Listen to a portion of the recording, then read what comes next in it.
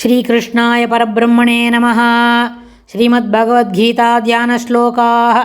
नमोऽस्तु ते व्यासविशालबुद्धे पुल्लारविन्दायतपत्रनेत्र येन त्वया भारततैलपूर्णः प्रज्वालितो ज्ञानमयप्रदीपः प्रपन्नपारिजाताय स्तोत्रवेत्रैकपाणये ज्ञानमुद्राय कृष्णाय गीतामृतदुहे नमः।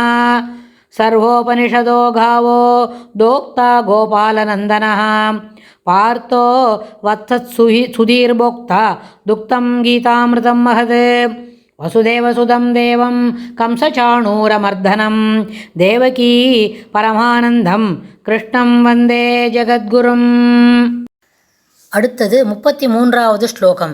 யதா பிரகாஷயத்யேகः கிருத்ஸ்னம் லோகமிமம் ரவிः க்ஷேத்ரம் க்ஷேத்ரீ ததா கிருத்ஸ்னம் பிரகாஷயதி பாரத. யதா பிரகாஷயத்யேகः கிருத்ஸ்னம் லோகமிமம் ரவிः க்ஷேத்ரம் க்ஷேத்ரீ ததா கிருத்ஸ்னம் பிரகாஷயதி பாரத.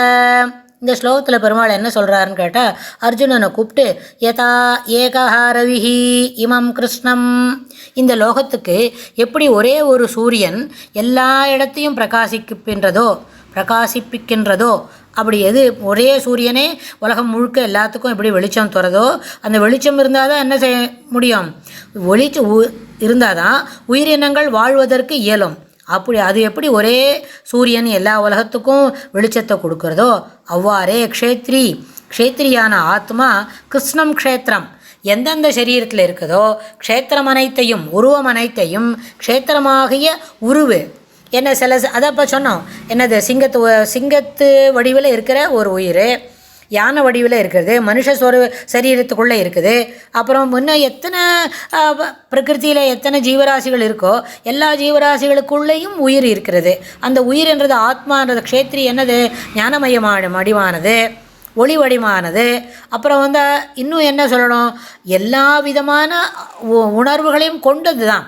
ஆனால் அது எப்படி இருக்க முடியாது, சிங்கத்து உருவில் இருந்தால் சிங்கம் போல தான் அதால் நடந்துக்க முடியும். மனுஷ உருவில் இருந்தால் மனுஷன் போல தான் நடந்துக்க முடியும்.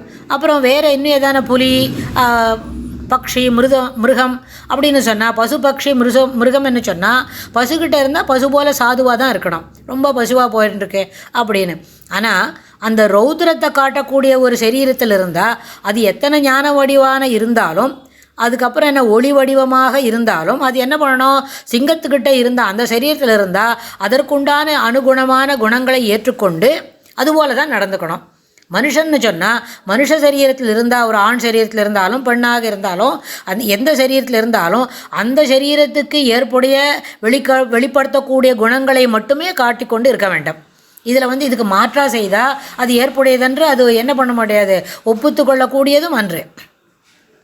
அதனால் க்ஷேத்ரி என்ன பண்ணணும், எல்லா கிருத்ஸ்னம் க்ஷேத்திரம் ஆத்மா க்ஷேத்திரமாகிய உருவனைத்தையும் பிரகாசிப்பிக்கின்றான். அது பசு உருவத்தில் இருந்தால் பசுக்குண்டான சிறப்பான குணங்களோடு கொண்டு இருக்கும்.